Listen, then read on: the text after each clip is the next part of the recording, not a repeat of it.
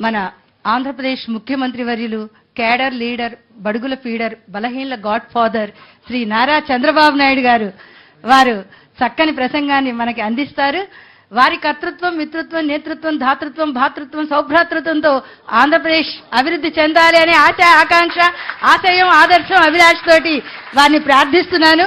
మీ ఇద్దరు కృష్ణార్జునులాగా మంత్రాలు చేసుకుంటూ చక్కగా రాష్ట్రాన్ని ప్రగతి పథంలో నడిపించాలనేదే మా కోరిక.